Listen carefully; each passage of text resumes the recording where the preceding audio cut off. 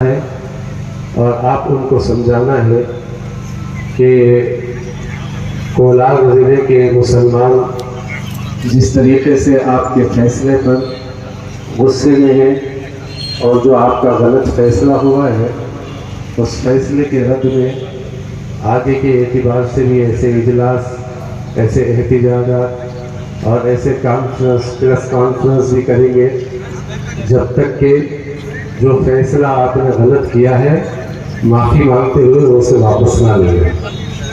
कुछ बातें मैं आपके सामने कांग्रेस पार्टी के सामने रखना चाह रहा हूँ कि आपने जो गलत फैसला लिया है, हालांकि ये कोई बड़ी गलती नहीं है जिसको आप गलती बता रहे हो। ये हमारा भी मजमा समझ लें कि जिन्होंने गलती बताकर हमारे जो बड़े बड़े लीडरों पर हमला किया है और उनको ओहदों से बर्खास्त किया है, हालांकि वो कोई बड़ी गलती नहीं है।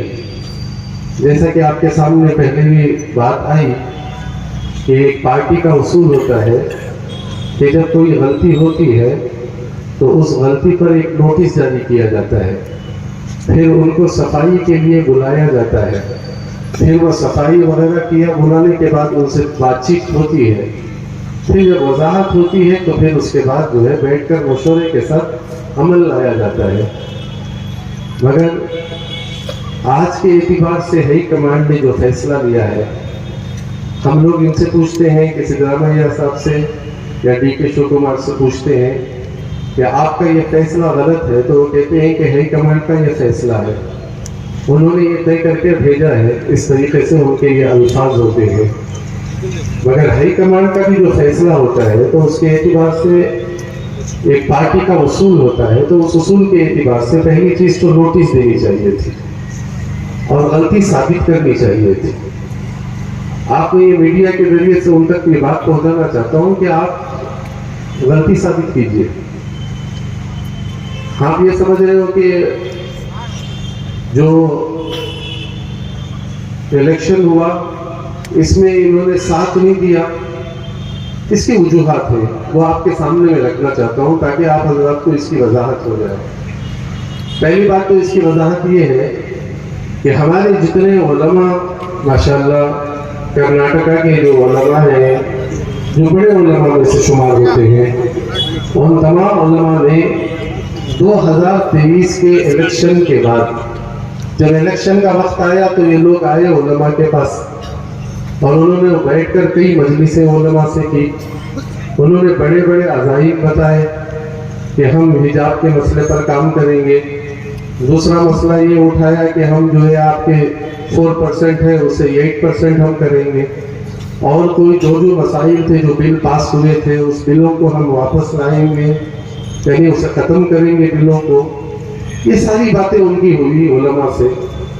तो फिर उन्होंने मशवरा किया उलमा से, एक मरतबा नहीं कई मरतबा उन्होंने मशवरा किया उलमा से। ये कब है?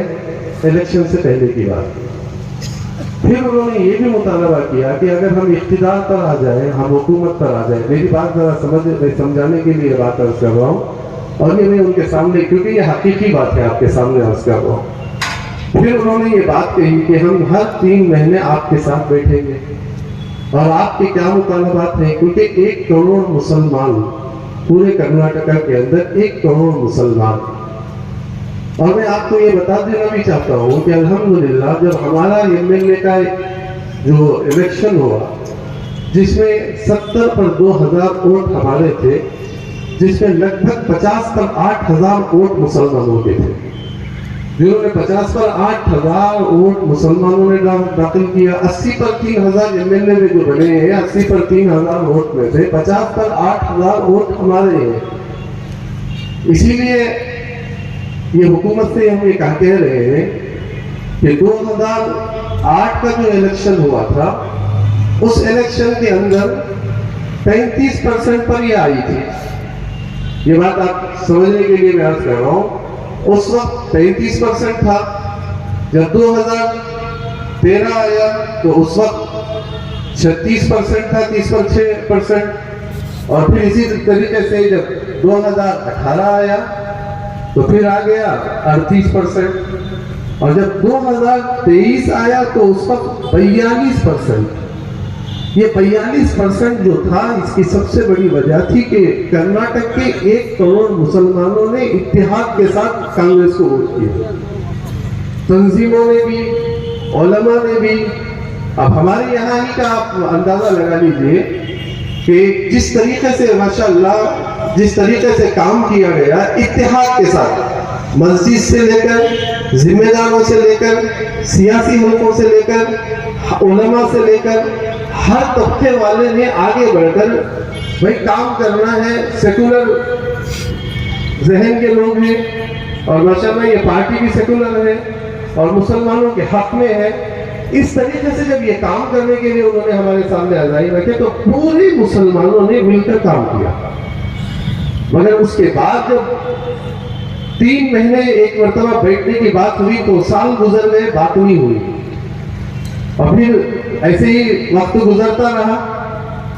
जब दामनगिरी का इलेक्शन का मसला आया तो उस मौके पर हमारे उलमा ने कहा 80,000 मुसलमानों की आबादी है और ये 80,000 मुसलमानों की आबादी में से हम चाह रहे हैं कि आप हमें नुमाइंदगी दें। भाई हमारा भी एमएलए हो, कसीर तादाद हमारी है और अक्सरियत भी हमारी है और 80 परनों से एक खानदान आ रहा है यहाँ पर। और आगे की बात मैं आपके सामने अर्ज करना चाहता हूँ कि जिस वक्त जो एमएलए था उसने कहा इस मर्तबा मुझे जिता दो, इस मर्तबा मुझे जिता दो, अगले बार ये सीट नहीं जो ना मुसलमानों के लिए दूंगा। अब मर गए। फिर उसके बाद भाई इलेक्शन आया तो अब आने के इत्तेबार से हमारे जो जितने उलमा, ये रमजान की बात मैं आपके सामने अर्ज कर रहा हूँ मैं, क्योंकि इसमें एक मकसद बताना चाहता हूँ। रमजान के बाद जो है जिस रात ईद की रात थी उस वक्त जो है कांग्रेस पार्टी के साथ हमारे उलमा की बैठक हुई। हमारे उलमा ने कहा एक तो आप हमारे मुतालबे अब तक पूरे नहीं किए, एक तो हिजाब का मसला है और दूसरा जो है हमारे रिजर्वेशन का मसला है, तीसरे और जो भी थे वो सब सामने सुनाए। अपने आपके सामने अर्ज करना चाह रहा हूँ। फिर उन्होंने कहा दामनगिरी का जो इलेक्शन है इसमें आप टिकट मुसलमान को देंगे। सारे उलमा का इत्तेफाक इस पर। अब उस वक्त खरगे भी थे। मैं आपको ये बात इसलिए समझा रहा हूँ कि हमारे साथ कैसा खेल खेला गया। उस वक्त खरगे भी थे और भी बहुत बड़े बड़े लीडर थे, हाई कमांड से आए हुए लीडर। अभी बताना ये मकसद है कि उन्होंने कहा ठीक है हम इस पर सोचेंगे, हम इस पर गौर करेंगे। और हमारे जितने मुस्लिम बड़े लीडर थे वो भी वहां पर जमा हुए थे। तो उन्होंने कहा हम बात करेंगे और बात करके आपको सुनाएंगे। तो उन्होंने कहा ठीक है एक और मजलिस होगी। फिर एक मजलिस हुई तो उस मजलिस में उन्होंने कहा कि नहीं हालात ऐसे हैं। उन्होंने कहा नहीं आप मुसलमान को टिकट देना चाहिए।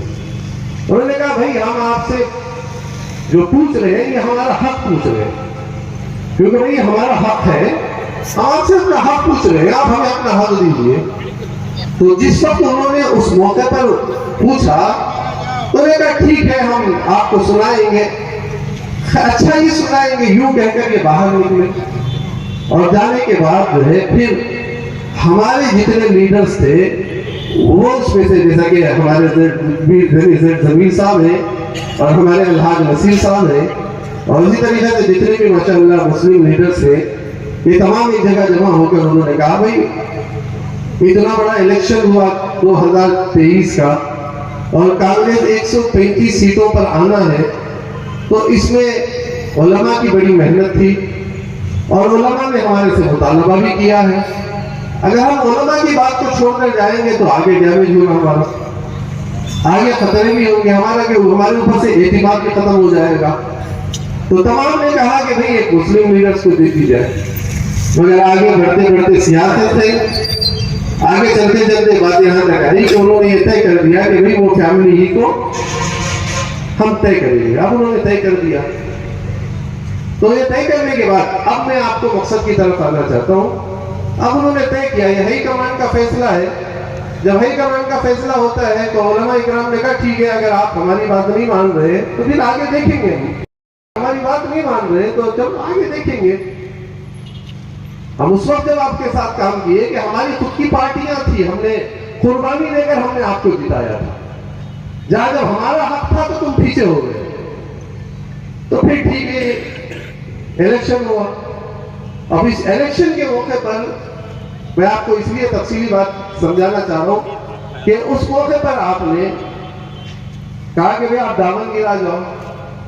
तो उन्होंने ख्याल आया कि भाई जितने उलमा थे जो हमारे कदम बा कदम थे, गलियों में काम किए और माशाअल्लाह पूरे सूबे के अंदर उन्होंने जो है काम किया और राय मशवरा करते रहे, ये सारी चीजें करते रहे, मगर उसके बावजूद जो है आवाम और उनके खिलाफ अगर हम जाएंगे, ये सोचना इनकी गलती वो लोग समझ रहे यानी है कमांड ये समझ रही है कि जिन्होंने उलमा को सामने रखकर, देखो मैं आपको बताना चाह रहा हूँ कि हमारे जो कायद है, हमारे अलहाज नसीर साहब का कदम ना बढ़ाना, इसकी वजह ये थी कि भाई उलमा सामने हैं, जिन्होंने उलमा ने हमारा साथ दिया और हमारे लिए बहुत कुर्बानियां उन्होंने दी और 135 सीटों को लाने के लिए, वरना तो जहां जीत नहीं थी वहां जीत कर लाए।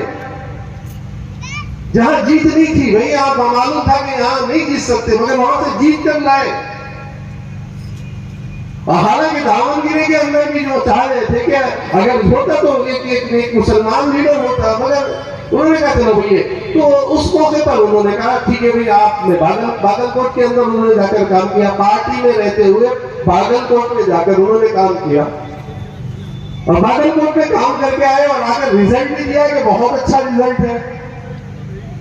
अब इतना सब करने के बाद अचानक हाई कमांड से ये फैसला आता है, मैं आपको इसलिए सुनाना चाह रहा हूं, हाई कमांड से ये फैसला आता है कि भाई आप जो है आपको बर्खास्त किया जा रहा है, जो आप सीएम के सेक्रेटरी हैं उससे आपको बर्खास्त किया जा रहा है। अब ये बात आ रही है सामने, अब वहां अब्दुल जब्बार साहब पर ये कहा कि आप हुकूमत से बर्खास्त किया जाएगा आपको, और फिर दूसरी बहुत सारे न्यूज़ों में भी ये बात आ रही है कि नेक्स्ट जो तलवार लटक रही है वो जमीन साहब के नाम पर भी आ रही है। ठीक है, आप ये कर रहे हैं, मगर आप अगर कोई गलती है तो आपको नोटिस भेजनी चाहिए, पहली चीज। और दूसरी चीज आपके सामने ये अर्ज करना है कि आप गलती हुई है तो उसकी वजाहत कीजिए, आप बुलाइए, उनसे बात कीजिए, ये उसूल है पार्टी का।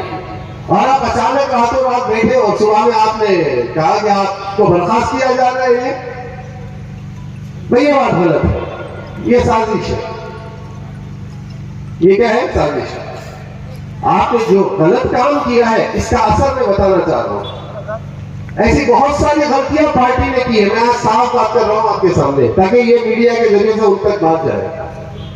इस गलतियों की बुनियाद पर पूरे हिंदुस्तान के अंदर एक वक्त ऐसा था कि लोग कांग्रेस के अलावा कोई पार्टी नहीं जानते थे, मगर आज 3 ही सूबे ऐसे हैं जहां कांग्रेस को माना यानी कांग्रेस पार्टी कहा जाता है। एक तो सबसे बड़ी चीज ये है कि वो तो कर्नाटक है, और आप जानते हैं कि माशाल्लाह 1 करोड़ मुसलमानों ने अपने वोट डालकर माशाल्लाह इख्तियार में लाए, वरना तो यहां भी नहीं था। और दूसरा जो है तेलंगाना। अच्छा, मैं आपको बता देना चाहता हूँ, एक पार्टी से मैं बात करना चाहता हूँ, तेलंगाना का जितने मुसलमान जिन्होंने भर के वोट दिए, यानी वोट हर एक घर से निकलकर वोट डाला, जिस तरीके से कर्नाटका में काम किया गया था तेलंगाना में भी वही काम किया गया था। जाने वाले कौन थे? आपके कोई लीडर नहीं, बल्कि यही अलहाज नसीर साहब और जमीर साहब जो गए और जाकर उन्होंने इस तरीके से काम किया वहां के उलमा को, वहां के सब सारी चीजों को। और एक हिमाचल प्रदेश है, मगर आज जो फैसला तुमने गलत लिया है, मैं कहता हूं कि इस फैसले को जल्दी से खत्म करो, माफी मांग लो और फिर दोबारा इख्तियार पर जिनको आपने कहा यानी मुअत्तल किया है इख्तियार पर, फिर दोबारा लाओ, इज्जत से लेकर आओ। वरना तो सामने 4 इलेक्शन है आपके सामने। एक तो आपके सामने बंगाल का इलेक्शन है, केरला का भी इलेक्शन है, पांडिचेरी का भी इलेक्शन है, और इसी तरीके से आपको तमिलनाडु का भी इलेक्शन है। ये नहीं है कि ये मीडिया के जरिए से वहां तक बात नहीं जाएगी, जितना साथ बाकी है बाकी रह जाएगा। अगर पता चलेगा कि भाई इस तरीके से हाल रहता है तो फिर पता भी नहीं कि आगे चलकर वहां भी कोई आपको आपको वोट डालने वाला नहीं मिलेगा। तो इसलिए आज ये हमारे जितने भी उलमा और हमारे जितने सियासी हफ्ते के लोग और जितने हमारी दिन और जितने माशाअल्लाह नौजवान हैं, सबने ये बात इसलिए आज हमारा ये इजलास रखा गया है कि हम हाईकमान से ये कहना चाह रहे हैं कि आपका ये फैसला गलत है। अगर इस फैसले पर आप बाकी रहेंगे तो फिर अगला कदम हम क्या लेंगे और अगले हम लोग क्या जाएंगे और फिर अगले एतबार से हम क्या काम करेंगे। और एक बात आपके सामने हम साफ कह रहे हैं, आज यहां से कह रहे हैं आपको, आज हम आपसे कह रहे हैं कि भाई आपसे हम गुजारिश कर रहे हैं, हम आपसे दरखास्त कर रहे हैं कि भाई पार्टी की हिफाजत कर लो। आज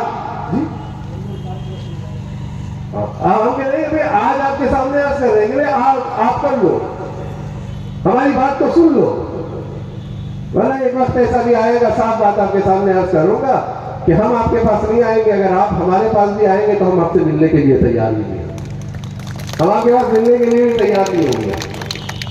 और फिर हम काम करेंगे जिस तरीके से मशवरा होगा हमारे उलमा का और जिस तरीके से माशाअल्लाह पूरे कर्नाटका में जो हमारे उलमा की जमातें बनी है, जिस तरीके से वो काम करेंगे फिर हम काम करेंगे। मगर अगर आपने अपने आप को दुरुस्त कर लिया तो मौका है, दुरुस्त कर लिया तो मौका है।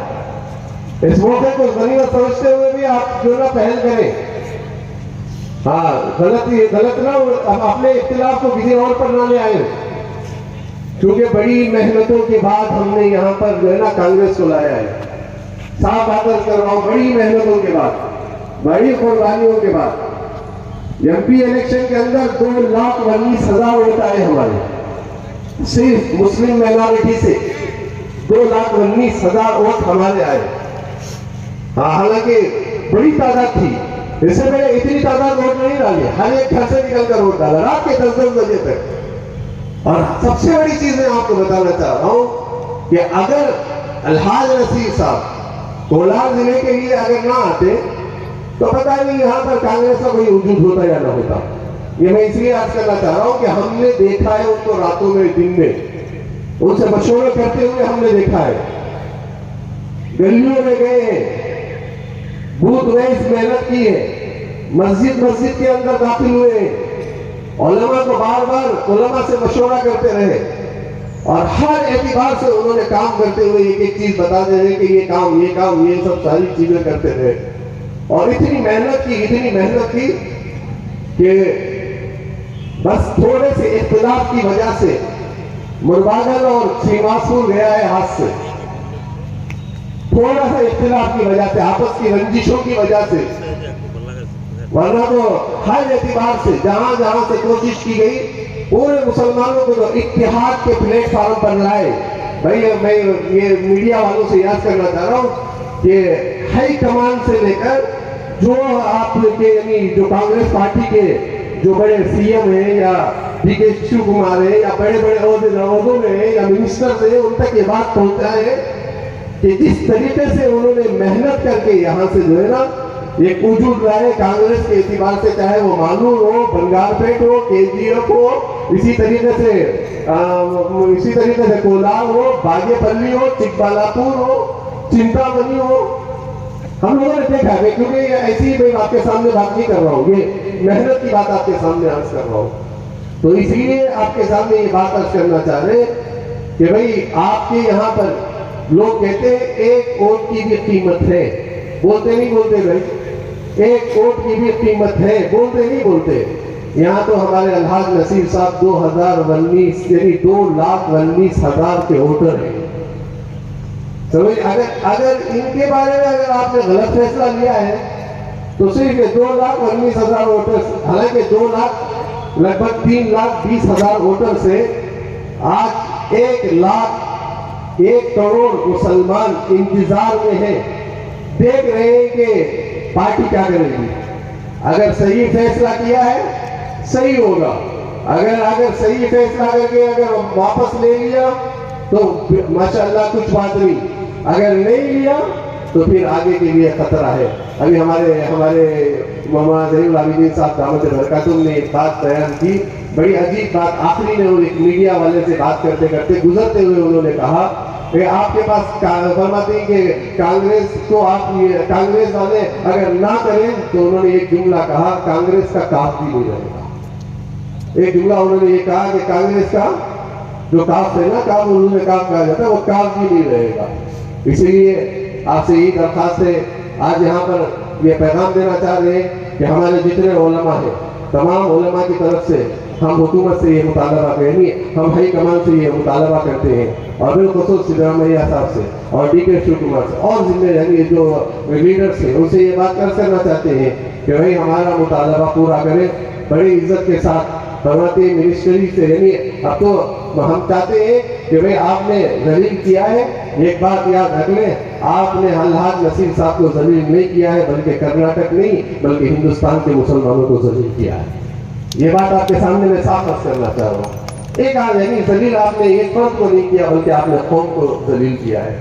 आप माफी भी मांगे और बड़ी से बड़ी आप ये भी करें, ये हमारा मुतालबा है, वरना आगे के एतबार से फिर जैसा मशवरा होगा हम उस तरीके से काम करेंगे।